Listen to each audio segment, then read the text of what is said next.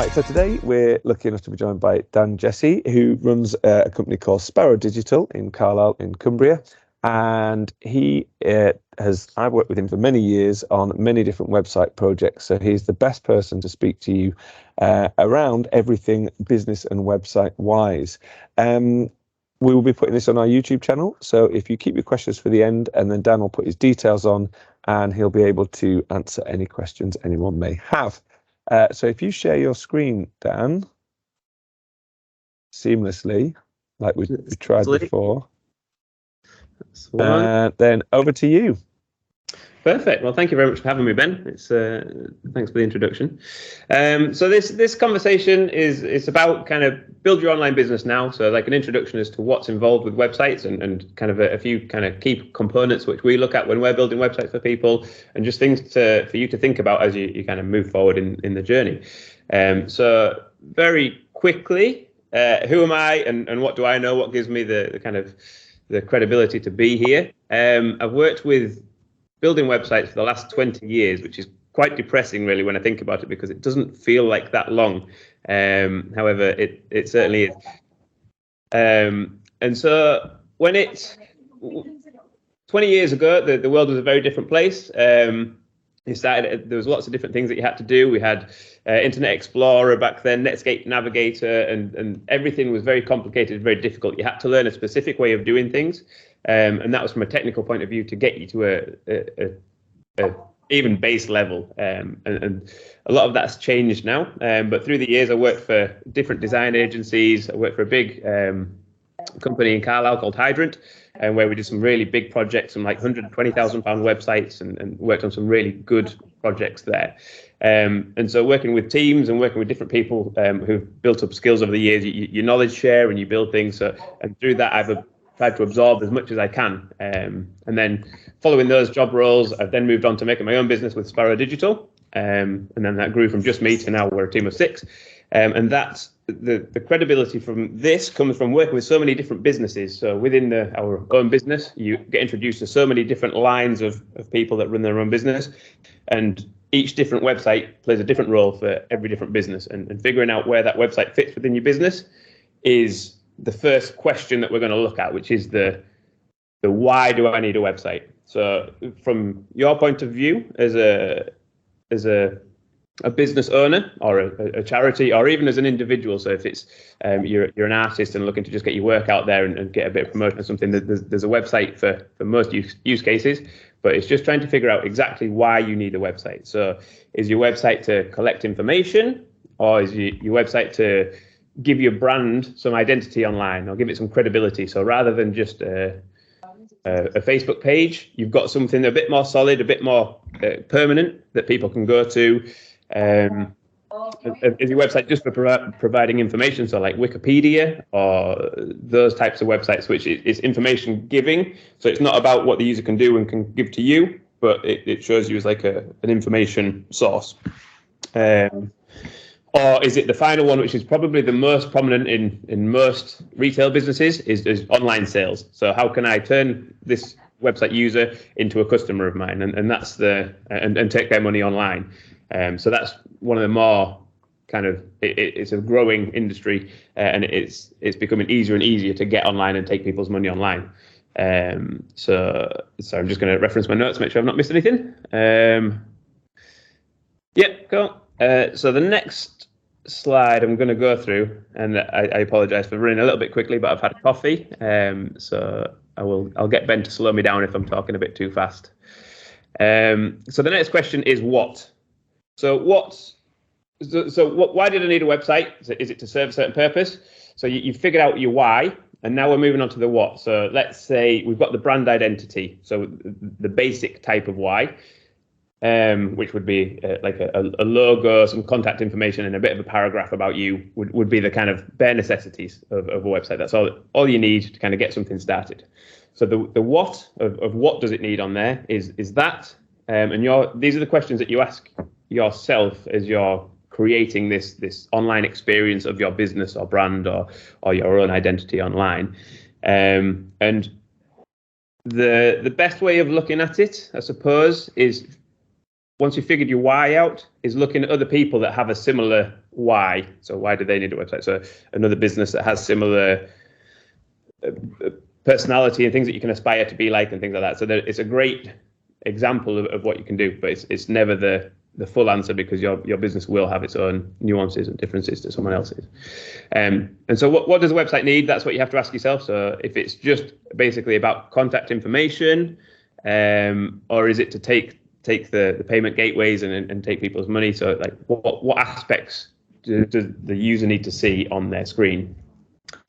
And what should it do for your business? So should it take money in directly? So everything that your business does is to make money.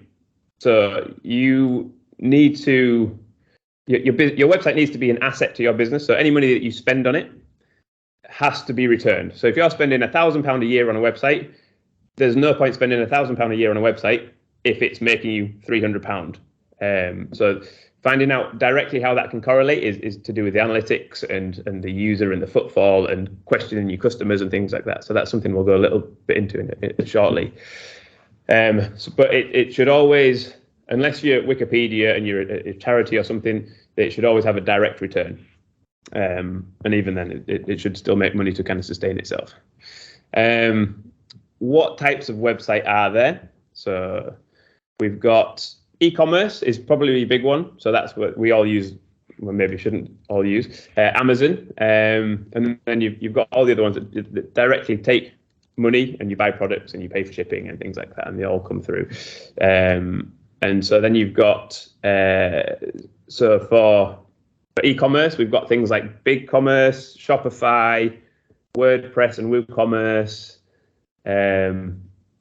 And there's basically a handful of tools that can make your life easy, and they're very easy to set up. And those platforms are targeted at entry level, and they all incur a cost. So there's a few different aspects of what's involved with websites, so the hosting and the DNS and things like that. But again, I'll explain a little bit more about that further down the line. So yeah, what types of website are there? So the e-commerce, there's business information. So it's just providing that information for people to make sure that they can find what they want. So if they're asking a question online, does your website answer that question? Are they going to come and find you and then go, oh, these guys are the experts, I'm going to go to them for the next time I need a lawyer or a solicitor or whatever your business model is? Or is it for data collection? So if you're running an events company and you really want to find out more about your customers, you want people to enter forms so you can get that data in and then make decisions based on that data, you're using it that way. So it's not taking money, but you are using forms and things to kind of collect those personal details and things, which we'll talk about GDPR shortly as well. Not that that's a fun subject for anybody. And then just asking yourself, what are the minimum requirements for a website? So that's where your why do I need a website? Am I ticking the box with the minimum requirements? Does this answer the need of, like, does it solve the problem? So I suppose that with a website, you're looking to solve a problem within your business, and whether that's kind of if you had everyone ringing you up on the phone every day going, what's your prices for this? Or what do I do about this? What do I do?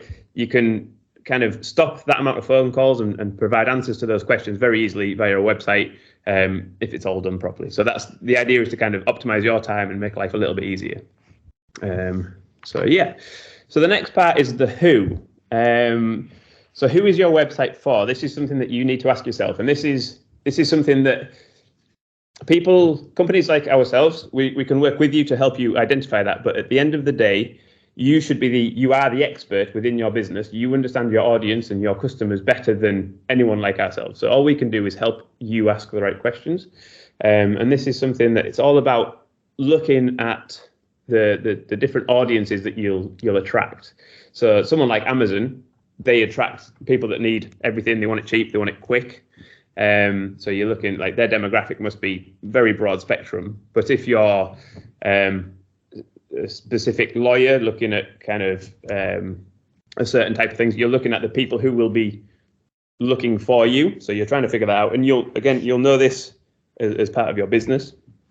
So it's just, with a website, you need to really define that at the start of your process so that you can make sure when you build things and you design things, you've got them in mind.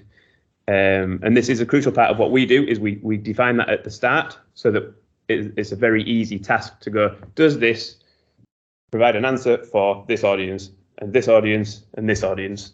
Excuse me. So if they're all defined at the start, it's very easy to see if you've answered your question. Whereas if you don't start with the audience, you can vary your answer and it'll never feel quite right. And so within those audiences, it's good to create what we call a persona. And that persona is, you think about, is this guy Dave, he's 45, he's looking for my business, but he's only just started looking. So does my website answer the questions that Dave is looking for? And then we've got Gladys from down the road. She's 55. She's used our services before, but she can't remember our contact details to give us a phone because she doesn't like technology, so she just wants to give us a call.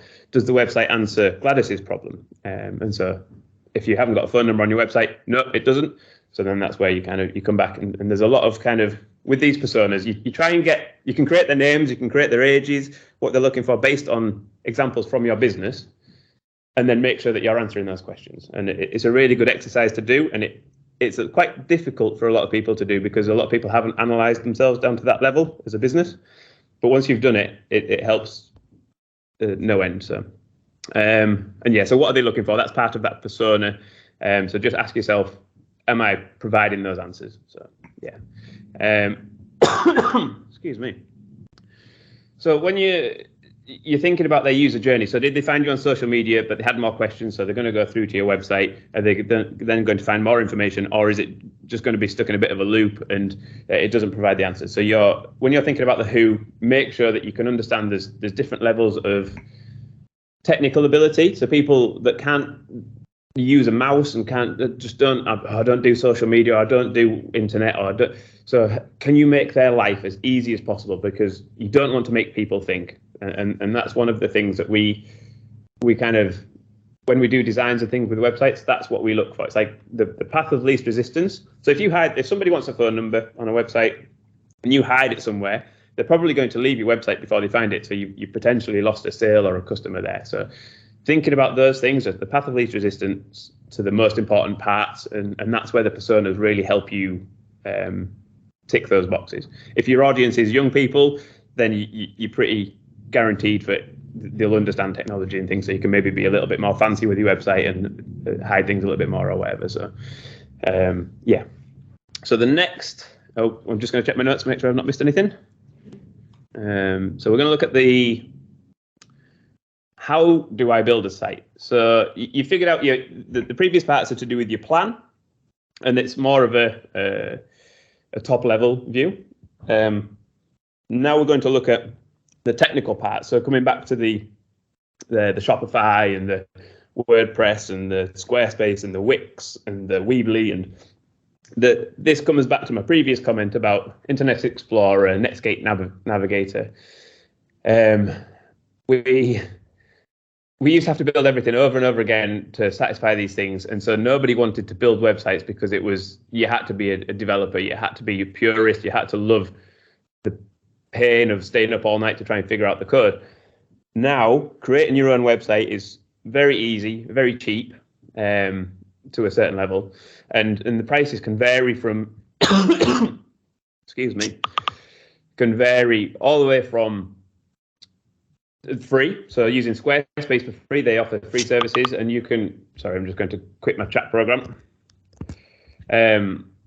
Free services, and you can set up like a Squarespace website for free, and then they'll charge you for additional add-ons to make it into a shop. They'll charge you a little bit more and this and that. And they've focused on making the technology easy to use for people that don't know how to develop websites, and that's a great solution. If you're faced with, I haven't got much budget, I just need to get something running, I've outgrown my Facebook page and it's been doing really well, I just need to get started, look at something like Squarespace, or look at something like setting up your own WordPress website on WordPress.com. I'll come to the difference in a second.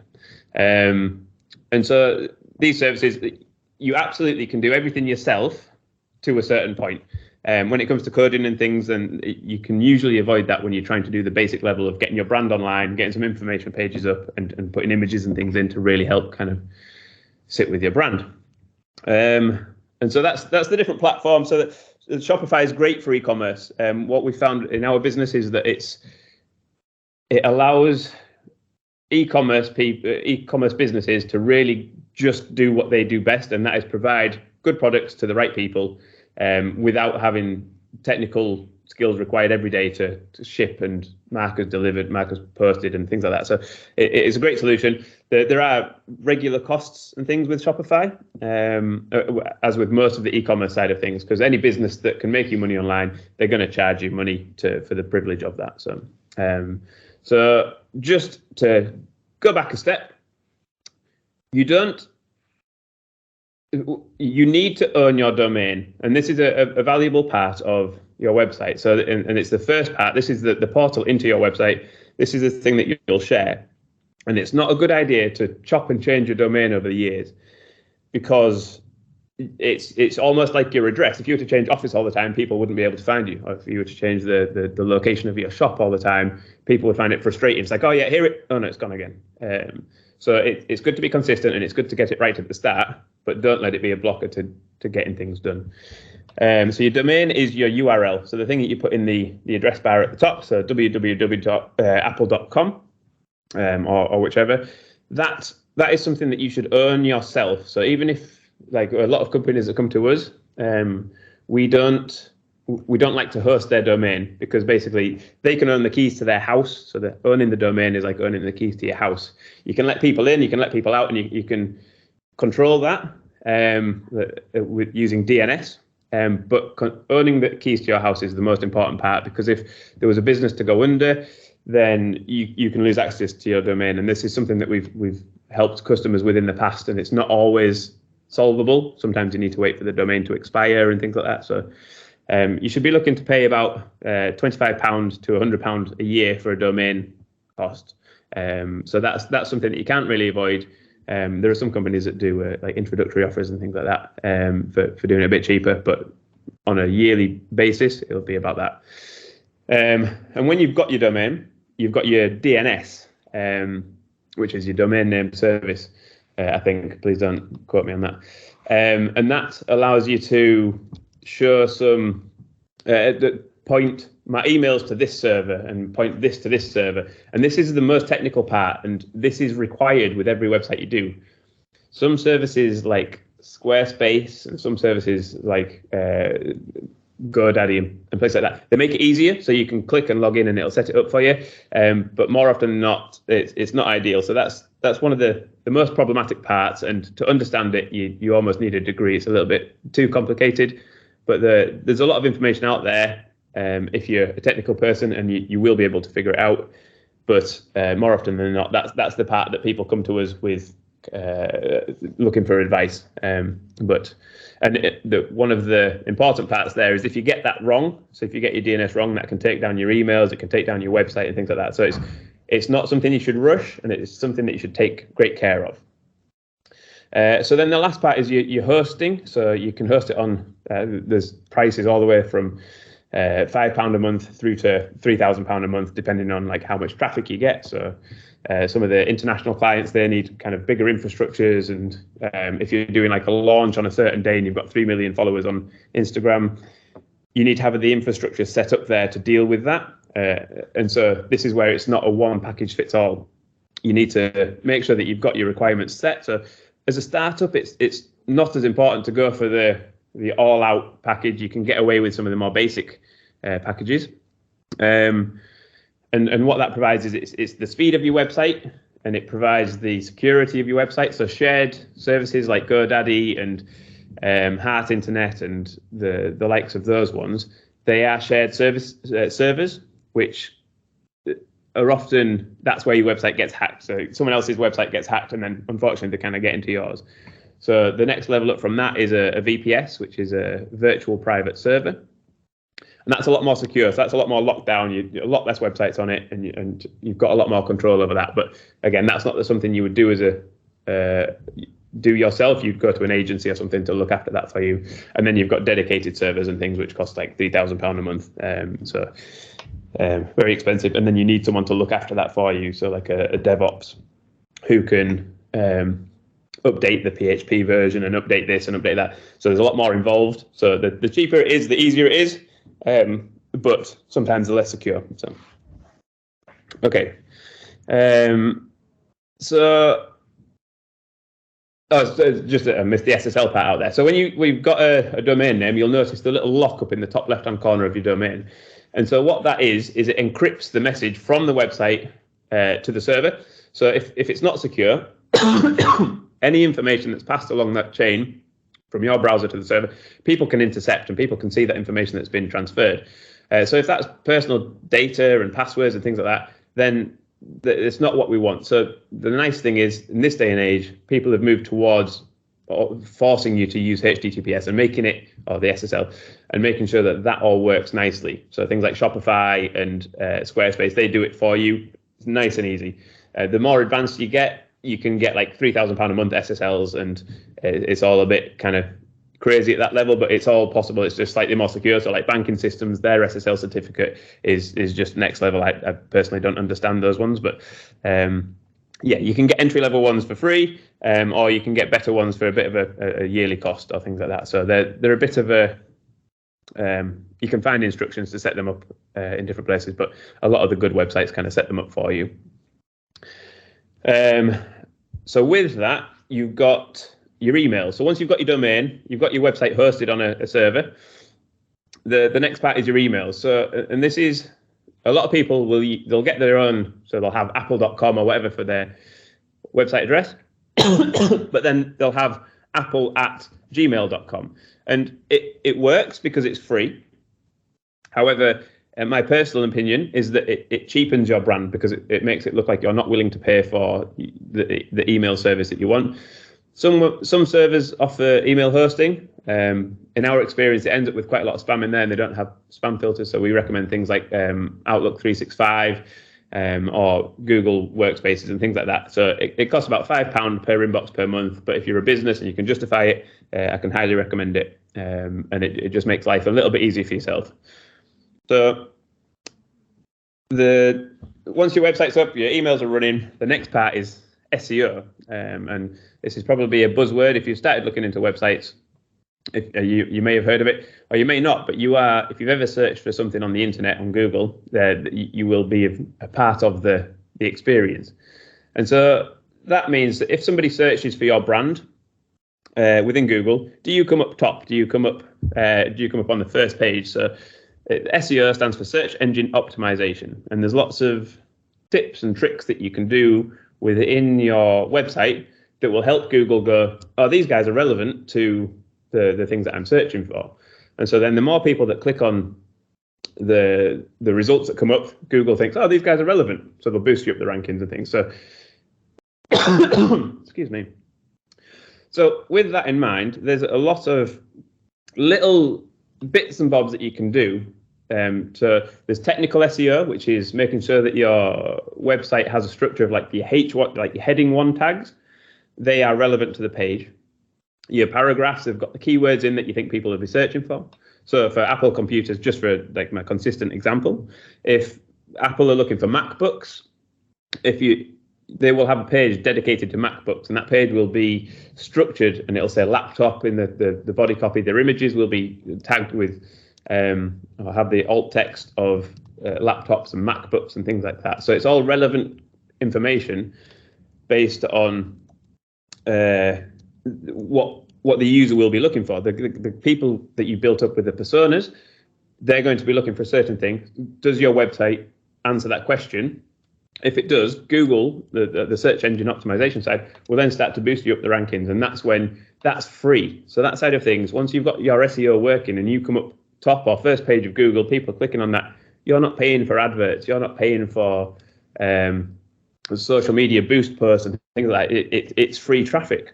It's not always easy to get onto the first page, and it's definitely not an easy process. But if you're looking for something more specific, so like our brand, Sparrow Digital, that's quite easy to come up top for, come up to near the top at least. So it's definitely worth thinking about the words that you want to be found for, and you put them in your text, and you make sure that your headings and things are associated around that so if it's in a heading, it's more important. If it's in the text, it's a little bit less important, but it helps around it. So that's the key component, is make your users happy, and then Google will look after you. And then another thing to think about with SEO, this is a little bit of a cheat for you here. Websites, and Google doesn't rank websites. Google ranks web pages. So it could be one page on your website answers the questions that everybody's asking. That doesn't mean that the rest of your website will do really well. It's not a guarantee. It will help with your domain authority, but I'll go into that a little bit further down the line. So you've got the basic setup for your SEO. The next part is tracking what the users are doing, where they get the information of what's happening, get the data, and then you can make decisions based on what pages people are coming to. Oh, people are visiting this about page, so that means they want to know more about us. So then you can pad out the about page a little bit more. So you can use things like Google Analytics or Hotjar or Crazy Egg, which is like mouse tracking software. So you can find out where people on your site, they're going and they're clicking, and how far down the page they're scrolling, what devices they're using, what websites they're coming from. If there's someone that's recommending your website as a hub of information, so there's lots of data available, and it's definitely worth tracking. So I'm a big advocate for getting as much data as you can within the realms of legality. So a lot of you in business may have heard of GDPR. I couldn't even tell you what it stands for anymore. But when you collect people's data, you have to be sensible with it, and that's basically all it is don't go selling your mailing list, don't go buying a mailing list, and make sure that the people that sign up to your mailing list have given you the consent to do so, and basically treat people's data with respect. Make sure that you're not handing it out to everybody, make sure that it's nice and secure, you're not leaving it on trains and things like that. There's a lot to it. I think I've seen that it's been covered in another one of these talks, so it might be worth having a look at that if you don't know much about it. So there's a lot of information there that I've just given, but the other side of things is the data that you're collecting. If you're not looking for a direct sale, or even if you are looking for a direct sale on your website there and then, if that user isn't ready to commit, is there another option? Can they sign up to your mailing list? Is there an incentive for them to give you their data so that you can then later retarget them and get back to them further down the line? So it's not always about getting the sale there and then, but putting them into your user journey and getting them in your funnels. Another word for you to search for there as you develop your own website is looking at funnels and the different types of funnels you've got for your website. So how does this user enter this one? Do they come from social media onto the website through to the contact page, or is they a referral from a different website and things? So there's lots of different data there, and that one's referred to as a funnel. Okay, so the next part I'll talk about within this is the different levels and the different pricing. So with Build It Yourself, GoDaddy, WordPress things, you're looking anywhere from £0 to £1,000, I'd say, depending on what level of service you subscribe to per year. And then you've got your local freelancers. They can help you build things like WordPress sites or Joomla sites or Drupal sites. These are a little bit more bespoke, and it's great with a one-man band. But the problem with a one-man band is that as soon as they go on holiday and your website goes down, you maybe don't have the people to kind of help support you. And then, so a one-man band would maybe cost you anything from £1,000 or £500 through to £10,000, let's say. And for obviously a basic brand site, you would be looking at the lower end of the scale. For something really fancy and interactive, you're looking at the higher end of the scale. And if there's design involved, it might be a little bit higher. And so there's lots of different factors involved in this. But so you can't really get a price without kind of knowing the specifics. But yeah, and then the agency, so like an agency with lots of members of staff and support and cover and things like that, you go from anywhere between £1,000 up to £50,000, or even more than that, depending on the area you're in. So lots of different things to think about with that, but I will I'll leave it at that, and then I can answer any questions after that. So the next part I'm going to look at is when. When should I do it? So when should I launch this website? So my opinion is always as soon as possible, with as much as you can. So if you're launching a new business and you're just like, oh, I'm launching this new business and it's going to be available in September. So let's say it's April now. You can't launch a website in September and be found for your brand name and the content you're on if you launch it in September. So my advice to you would be get your brand sorted, get your logo up there, get some content on there that's relevant to what you want to be found for. Buy your domain, get your hosting sorted, or get it onto Squarespace and just get something up and running as soon as you can with relevant content. This is because of something called domain authority. And again, this comes back to the SEO side of things. So this is about the length of time that you've had a domain is quite important. And the length of time that Google has to crawl through your website gives you slightly more importance and things. So if you've got a fresh website, it just takes that little bit longer to get a bit of traction and get up the search engine rankings and things. And so it's as soon as possible, and it doesn't have to be the final thing. And this is one of the things that we struggle with some of our clients, is that getting it up and ready, it doesn't have to be perfect straight away. If you're wanting to be found as quick as possible, we can hide certain parts and then come back to that after a launch date, or come back to this at a certain time, because it's not like a printed brochure. If you have a printed brochure, it has to be absolutely perfect before it goes out, because you're spending a lot of money on something that's going out, and then as soon as it's printed, there's no coming back from that. That has to go out and it has to be as it is, or you're wasting money in print again. With a website, it's very organic and very modular, so you can turn bits off and on, you can change the text there and then, and it can be updated on your website within seconds. So you can do things on the fly. You can launch it with as little as possible, and then a week later, add a little bit more, and then a month later, add even more, and then 3 months later, turn it into a full e-commerce site. So there's nothing stopping you starting with a little bit, and the sooner you do it, the better. And always thinking about where you can go with your website is a good idea. So just thinking, how can I grow this? Where can I grow this to? What other aspects other problems can I solve with a website? And just thinking about how you're not going to trap yourself into a certain aspect of this site. So I built it this way, oh, now I'm stuck. But if you keep it simple and launch with the what you can as soon as you can, it's going to help a lot. Just another quick point about domain authority. An example here is a startup like us.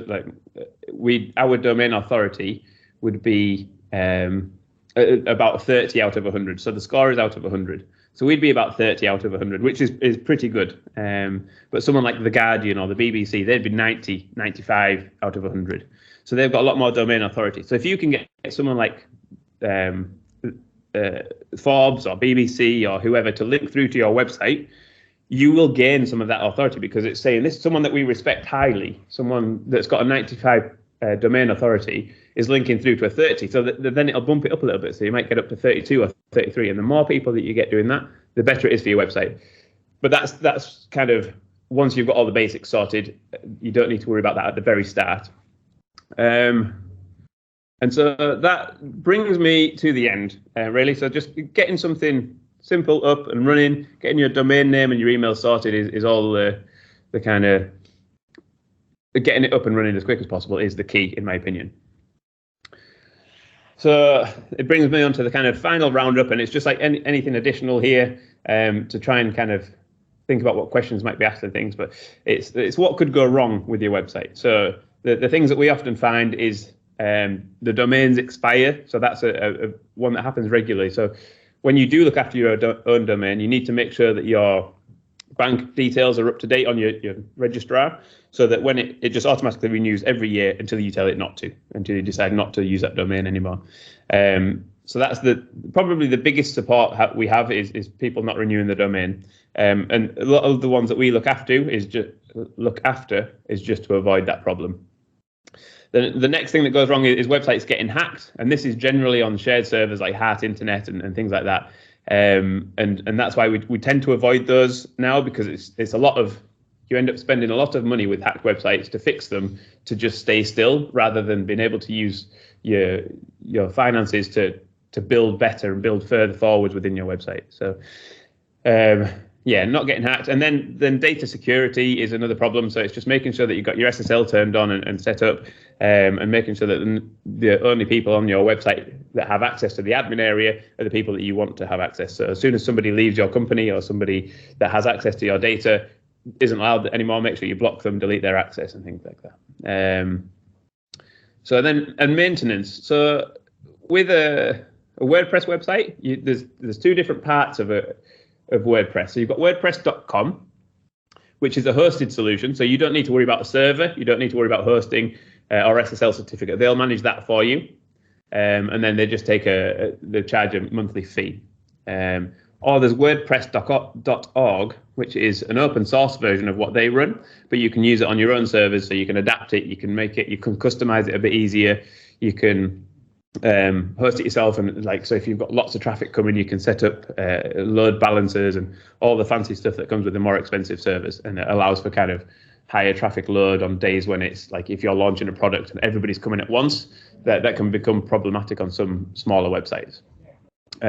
So with WordPress.org, it needs to be updated regularly because it's open source. So if there's any vulnerabilities that are discovered and where people can hack into it and things like that, if you update it on a monthly basis, you're usually quite good for avoiding those kind of things. But if you let it get out of date, then that's often when your website can get hacked and things like that. So, and when your website gets hacked, what does that look like? Sometimes it redirects it to another website. Sometimes it takes people's data when they're entering a form. Sometimes it injects text and links into places that you don't want it to. Sometimes it will add viruses to your website. But the virus side of things is very rare these days, but it's not to say that it doesn't happen.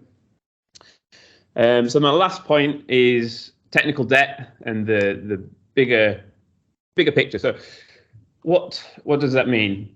Technical debt is where you spend £40,000 on a website, and then at the end of that journey, you're still no further on. It doesn't quite do what you want it to do, but you think to yourself, I've spent £40,000 on this website. I need to spend another £5,000 getting it right. Or do I spend another £10,000 doing a resetting and starting again and building it properly, so that then it's got a bit more modular, it's updated regularly, and it's got different aspects that are easy to maintain rather than lots of aspects that are hard to maintain and absorb all your time and require you to do it in a specific way that doesn't fit your business anymore.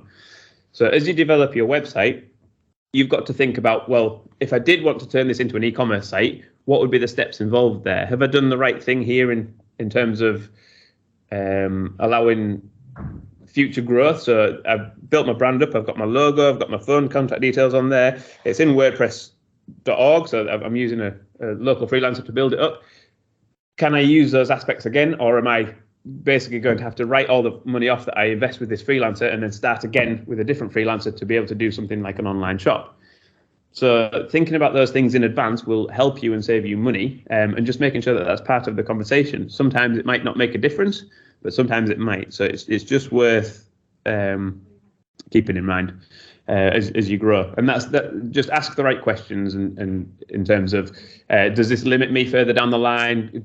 Can I export the data to be able to migrate systems at some point? Or is this basically written off at the end, and do I have to put all the data into my EPOS system and my online e-commerce site again from scratch, which you don't want, because it's not a good use of your time. And I think that is my last slide. So I'm just yes, it is. Thanks for listening, and all the best on your website journey. Any questions? Brilliant, Dan. Thank you so much for that. Leave that up there so it's got your information on for anyone if they want to get in touch with you in your Sparrow Digital world. There is a lot to take on board with websites, and having made mistakes along the way in my businesses, I've always ended up with quite small websites, and we've got technical teams to build them as well, and we've built our own ones and used all of the different steps along the way. And I think the main thing for new business, especially there, to take away is like the best time to start a website. It's a bit like the plant a tree analogy, isn't it? Is 20 years ago, the second best time is now, sort of thing. Absolutely. Getting that space in the World Wide Web, which it kind of, you've got to secure that space for you, and I think there were some really great points around that and what that means and who should own what, and I really like the keys to the house analogy. You know, it's all very well knowing who you want to let in, but you need to own that, and if you don't, and if you think about that in a physical form, you know, no one would set up a home or a business premises and just say anyone can use this and anyone could take it away from me at any point. Yeah. And it's seeing what that can do, and you will, like I have in some areas of business, thankfully not my own, seeing when that goes wrong, how crippling an offline or a broken website can be, and it's a sort of thing that if you don't think about at the nuclear stage, when you're 5 years in, when it happens and suddenly it has a massive effect, you kind of think, oh, if I'd only done those couple of early things and sought the right advice in securing that. So that was a big takeaway from me. But I had a friend just last week who has been online for about 6 years, selling worldwide, and their website went offline for no apparent reason. And now you'll be like, there's always a reason. And I get that. But from their point of view, there was no apparent reason. And it took, I think it was 2 weeks to get back online, and they couldn't sell anything, and they haven't got a shop front. And that was massive for them, you know, whereas there will have been stuff that they could do. So that was a really useful point. I know sometimes it can be jargon heavy, but I think the other takeaway that I want to sort of highlight for people before we stop the recording is that there's everything's stage process. You know, first of all, get your domain name. Yes, a free site might be perfect, and yes, I've had some projects which I've never moved from a free site because it worked. It was either a placeholder, it was like a poster, it was here's how to get in touch. And I've had others which I started like that and then rapidly progressed to one that needed a payment gateway, one that I could secure and run and update on one of the aforementioned servers, but then very quickly turned into something I needed someone else to make look better or work better or have something that was a bit more sort of in depth. But that journey is there is a one size doesn't fit all, but there is an entry door for every point you're at. So if you're watching this and you're a pre-startup and you think, I haven't got any budget set aside for this, don't worry. You know, spend that £25 to get your domain name, secure that, and get something for free. That might last you the next 3 years. It might only last you 3 months because you've found a business case for something else you need. But then again, as Dan said, you will always need to justify the spend to the return. So it's not that you have to have a £50,000 website and that is where you're going to end up. A lot of people will operate without that, not in anywhere near that, and get everything they need. But now is the time. Dan's details are on there, www.sparrowdigital.co.uk. I'm sure you wouldn't mind if you reached out and had any questions or wanted to see what they could do as a help for you. But also look back over this. We'll put it on our website, and then you can take a look and see whether any of those points and entry points, more than general points, are where your business needs to be. So thanks again, Dan. I will just stop the recording for today. Cheers.